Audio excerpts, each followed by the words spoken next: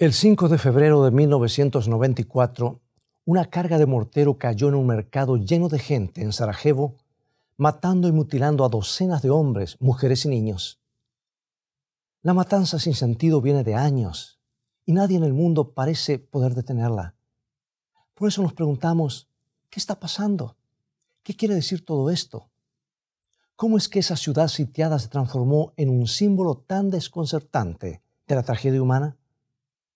¿Es posible perdonar cuando parece realmente imposible hacerlo? ¿Alguien te ha hecho mal? ¿Tienes el corazón amargado contra alguna persona? ¿Clamas por justicia? ¿Es realmente posible soltar el resentimiento y el odio acumulado por tantos años?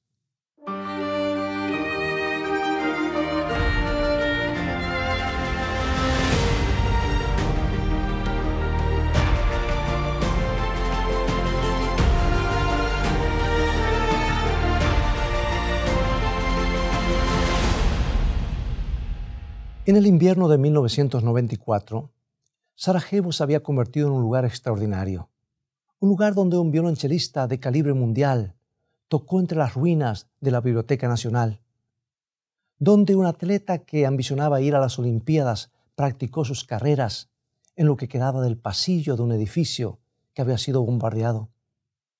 Era el único lugar que ofrecía protección de los francotiradores, porque ir al negocio de la esquina para comprar una botella de leche significaba un riesgo de muerte. Esta gente se mantenía viva gracias al arroz y los frijoles que llegaban por el puente aéreo. Los víveres nunca alcanzaron. Los proyectiles caían enfrente de las oficinas de la Cruz Roja y los francotiradores baleaban a la gente aún mientras enterraban a sus muertos. Solamente unos pocos de los niños heridos de gravedad pudieron ser sacados de esa ciudad sitiada. El mundo parecía estar paralizado por todo lo que pasaba. Es que algunos años antes, Sarajevo había sido el sitio anfitrión de las Olimpiadas de invierno. Había sido una hermosa y culta ciudad donde las artes florecían. Pero ¿cuál es la historia? ¿Cuáles son los antecedentes? ¿Por qué tal derramamiento de sangre? Las fuerzas de Serbia que rodeaban a Sarajevo, disparando descargas explosivas en sus calles, estaban por supuesto considerados como unos malvados por sus atrocidades. Pero ¿sabes tú que esa gente, los serbios, simplemente estaban siguiendo la lógica terrible de no perdonar?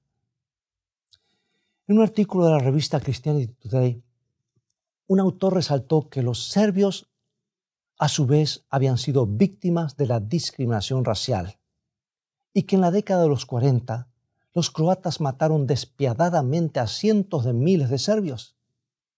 Así que en los 90 los serbios simplemente estaban vengándose de sus enemigos.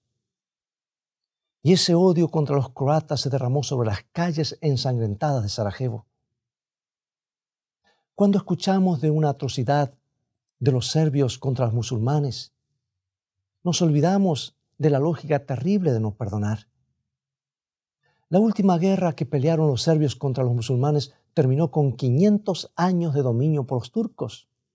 Por eso los serbios sentían que tenían mucho de qué vengarse por los siglos de opresión musulmana. Las calles de Sarajevo resonaron con los gritos de mujeres y de niños que se estaban muriendo por seguir la lógica de no perdonar. O sea que por cada atrocidad debe haber otra atrocidad semejante o peor. Y si esa ley se sigue algún día, los hijos de quienes fueron violados y mutiladas por los serbios se levantarán a fin de vengarse por sí mismos. Y el ciclo nunca se detendrá a menos que se introduzca un nuevo elemento. ¿Por qué piensa que protestantes y católicos en Irlanda del Norte se han estado matando entre sí por décadas? Gracias a Dios eso se ha detenido. Bueno, eso ocurrió simplemente porque han seguido la lógica de no perdonar. ¿Por qué se han estado matando judíos y árabes del Medio Oriente por tanto tiempo? Y eso aún continúa. Porque para ellos por cada atrocidad debe haber otra atrocidad semejante. Y la única cosa que puede romper este ciclo terrible es extender la mano a los que nos han herido. El perdón significa más de lo que podemos imaginar, amigo y amiga. No es solamente un sentimiento simpático que ponemos en una tarjeta. No es solamente una linda palabra que repetimos en la iglesia. Es una de las pocas fuerzas capaces de cambiar el curso de la historia. Y es lo único que puede romper el largo asedio del odio y de la venganza. Y es la única cosa que puede romper el asedio en nuestros corazones. Cuando tú tienes que ir al negocio de la esquina para comprar leche, probablemente no tienes que esquivar los balazos de un francotirador.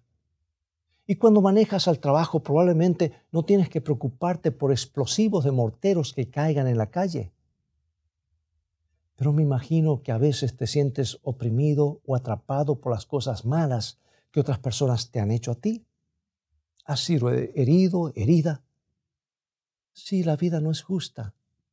Y si las heridas son profundas, pueden ser tan opresivas como un círculo de artilleros serbios alrededor de una ciudad. En algunos casos, esas heridas y esas cicatrices pueden sofocar nuestra vida.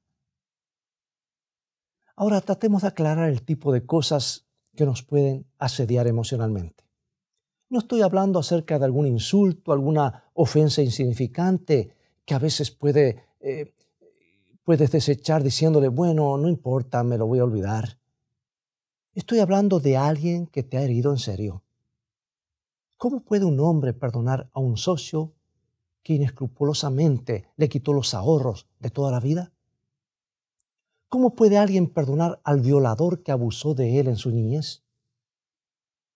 ¿Cómo puede esa esposa que le ha dado a su esposo los años mejores de su vida llegar a perdonarlo al haber sido abandonada? ¿Entiende la situación? No es fácil perdonar genuinamente a alguien que nos ha herido. En realidad, casi siempre parece ser terriblemente injusto. Es la última cosa que queremos hacer. Va en contra de todo instinto. Pero la alternativa es aún más horrible. La alternativa es un corazón constantemente en acecho. Y cuando hemos sido heridos, primero tenemos que absorber ese dolor.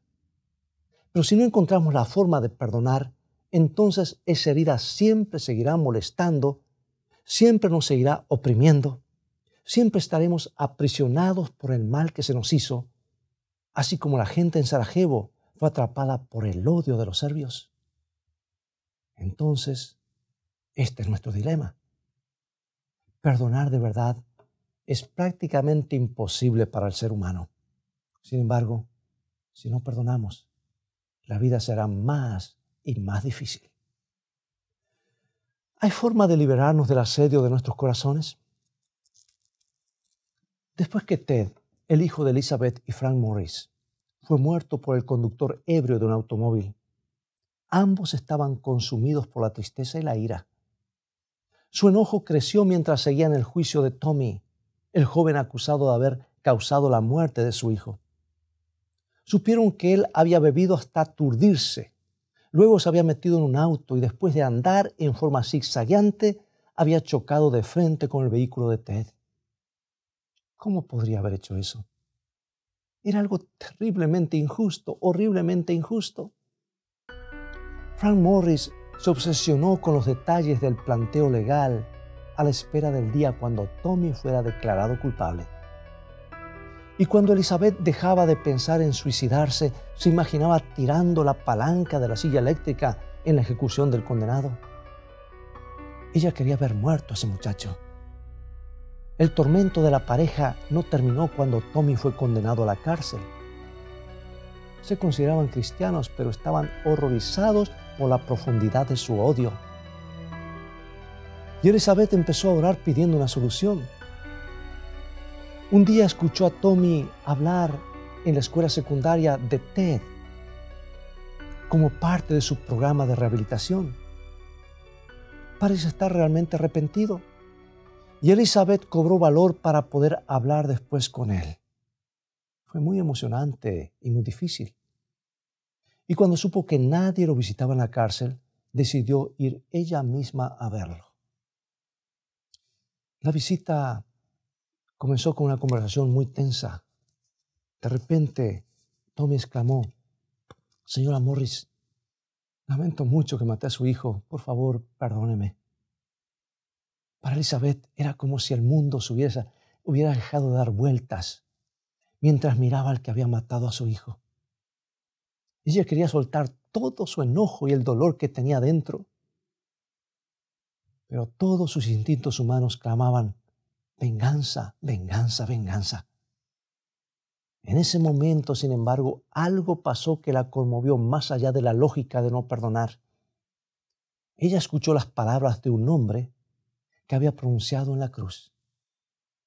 Esas palabras que ese hombre había dicho, y esas palabras parecían rodearla por completo. Padre, Padre, perdónalos.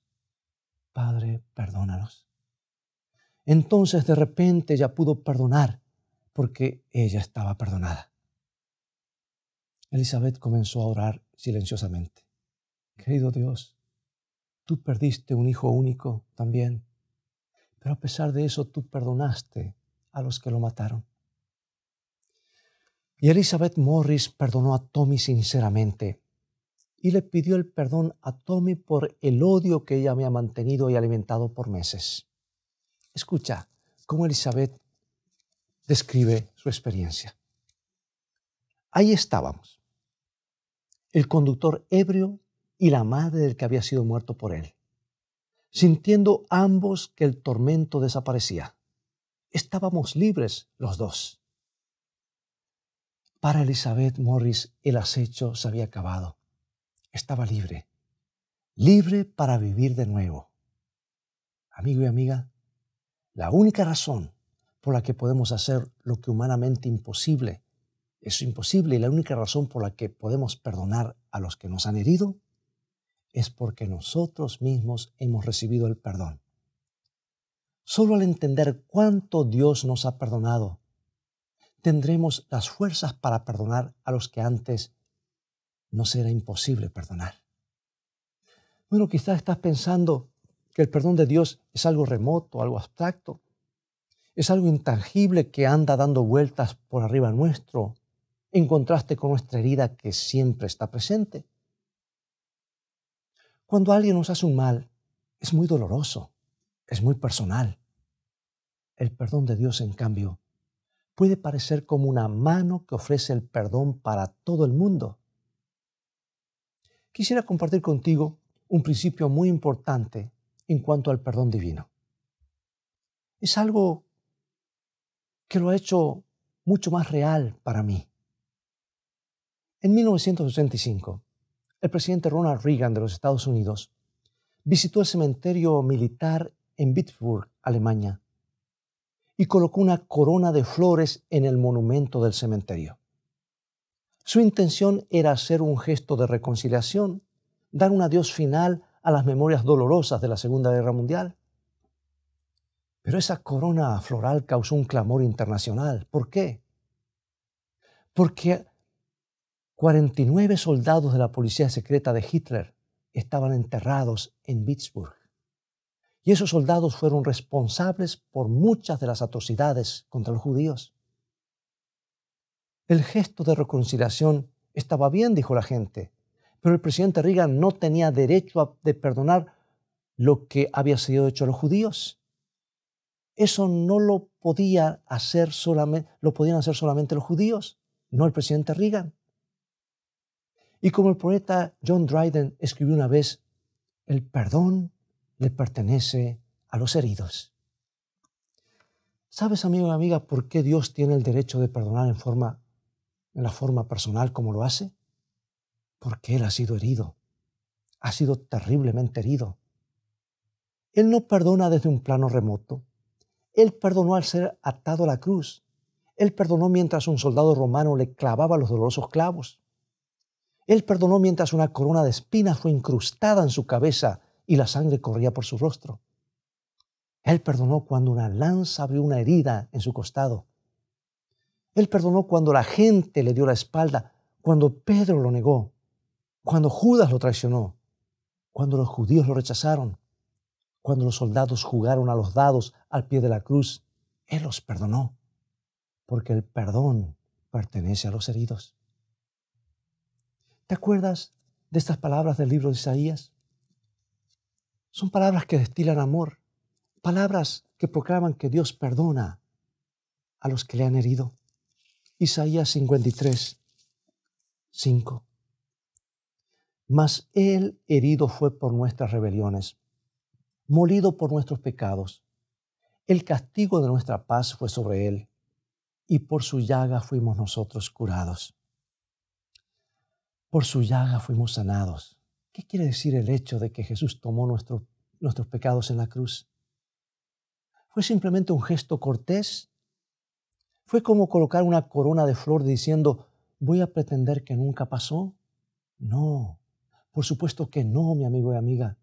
Jesús fue destrozado por el pecado. Él fue colgado en agonía entre el cielo y la tierra.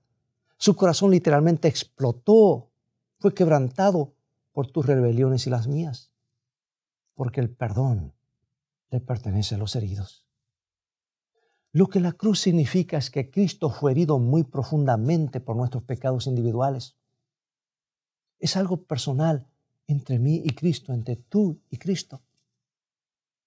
Nuestra indiferencia, nuestra insensibilidad, nuestra deshonestidad, nuestra lujuria, nuestras mentiras, nuestra crueldad, Él lo tomó todo. Él tomó todo el dolor, toda la desesperación, todo lo malo, toda la agonía, toda la pena. Él tomó lo que el pecado produce. Por eso es que Jesús, y solamente Jesús, tiene el derecho de perdonarnos. Porque Él ha sentido el dolor y el sufrimiento de nuestros pecados. Él ha sentido toda la crueldad y Él nos perdona completamente. Aquel que fue herido más profundamente nos perdona más completamente. Esto es lo que tiene que penetrar, amigo y amiga, en nuestros corazones. ¿Entiendes cuánto necesitas ser perdonado? ¿Entiendes cuánto cuesta ese perdón?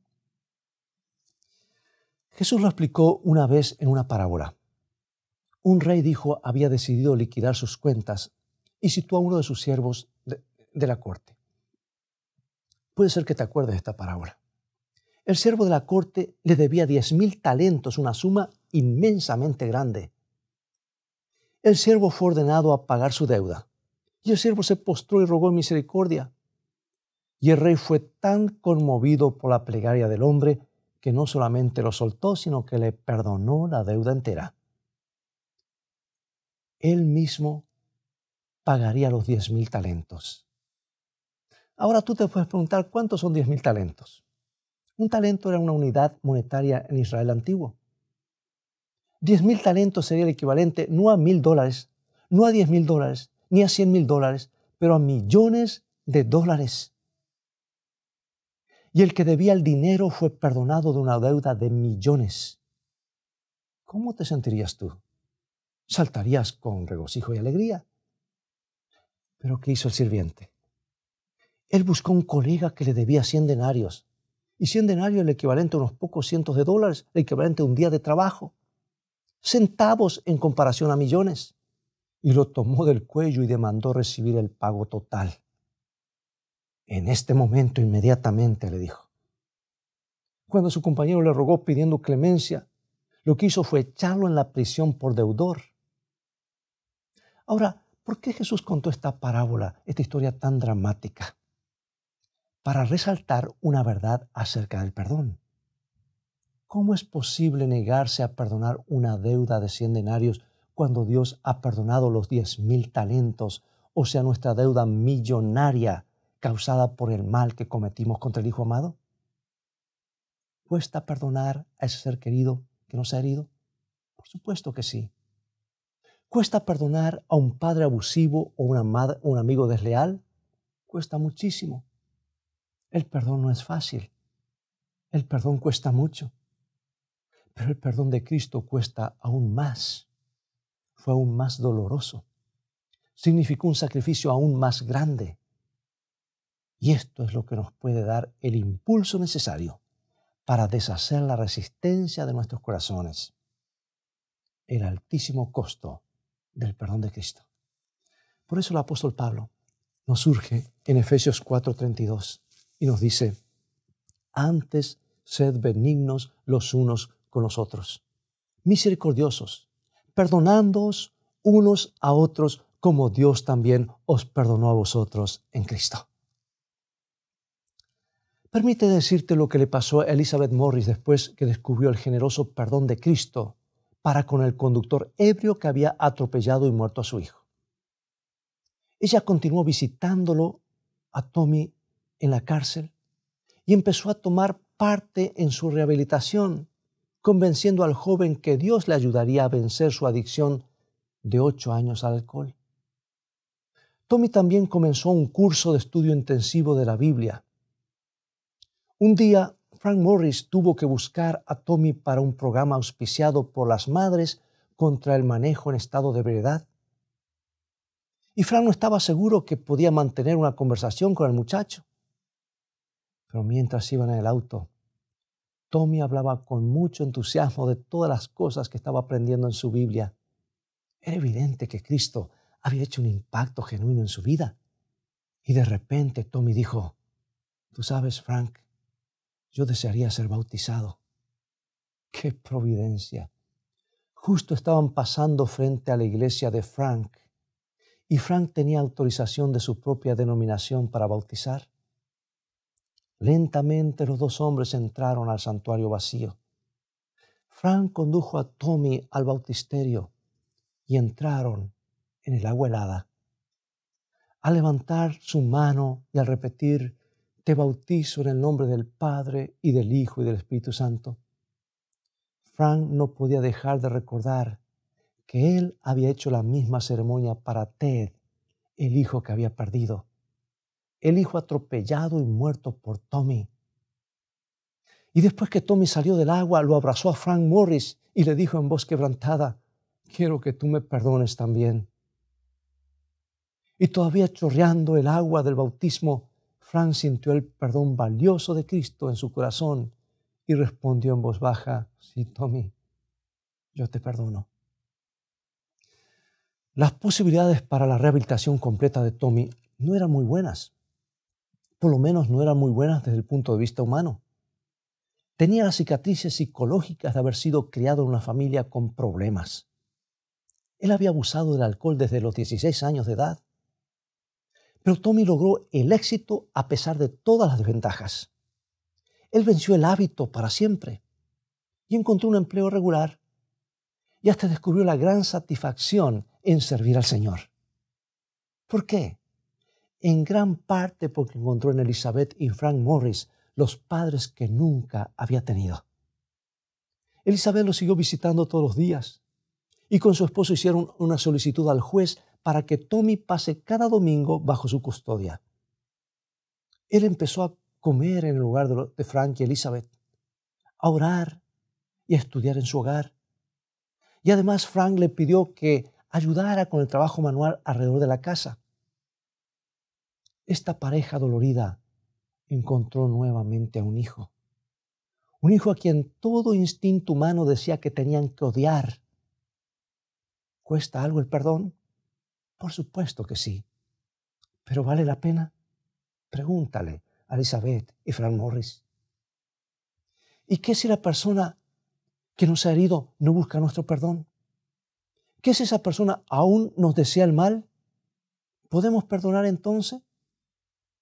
Solo podremos si comprendemos que el perdón pertenece a los heridos.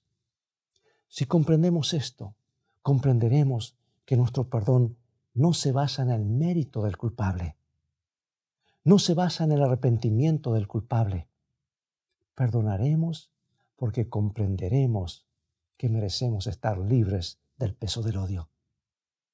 El resentimiento y el odio no afectan al culpable, afectan al que los carga en su corazón, amigo y amiga. ¿Alguien te ha hecho mal? ¿Tienes el corazón amargado contra alguna persona? ¿Estás diciendo algo como, no es justo que mi padre fue un alcohólico? ¿No es justo que mi madre me abandonó? Amigo y amiga, tú puedes vivir aferrado de las heridas o las puedes soltar. Las puedes poner a los pies de la cruz. De ese modo tú puedes escapar de la lógica de no perdonar. En la cruz puedes encontrar el perdón para que a su vez tú puedas perdonar. En la cruz tú puedes encontrar misericordia para que tú puedas ser misericordioso. Las personas necesitan al Señor. Yo lo necesito. Para que Él me perdone, yo necesito a Jesús. Necesito que Él quebrante mi corazón duro. Necesito que me libre de mi amargura. ¿Por qué no inclinas ahora tu cabeza en meditación? El perdón puede ocurrir porque la cruz ocurrió. Y ahí es donde tiene que comenzar todo. Ese es el único lugar donde puede comenzar. Tú no vas a poder perdonar genuinamente hasta que comprendas cuánto Él te ha perdonado. Así que mira bien a la deuda de 10,000 talentos ahora. Siente el peso en tus manos. Todo el dolor, todo el enojo, toda la angustia, todo cayó en los hombros de Jesús en la cruz. Amigo y amiga, deja que todas tus deudas, todas tus faltas sean colocadas sobre Jesús. Acompáñame en oración. Querido Padre, gracias por darnos tu único Hijo. Gracias por haber hecho el sacrificio supremo. Reconocemos que nuestros pecados te han herido muy profundamente. Reconocemos el precio que pagó Jesús en la cruz. Ayúdanos a aceptar ese perdón tan valioso en nuestras propias vidas. Ayúdanos a superar la resistencia de nuestros corazones. En el nombre precioso de Jesucristo oramos. Amén.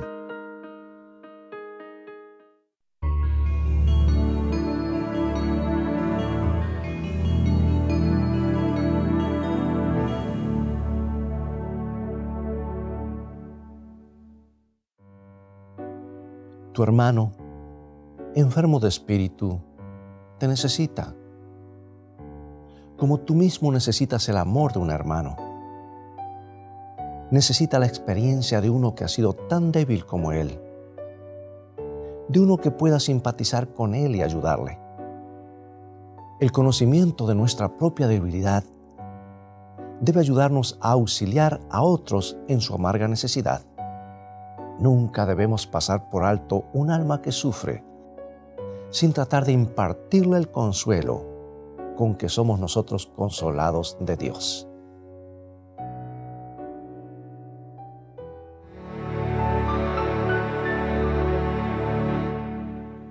Ha llegado el momento de despedirnos y será hasta un próximo programa. Dios te bendiga y te guarde y recuerda, escrito está, no solo de pan vivirá el hombre, sino de toda palabra que sale de la boca de Dios.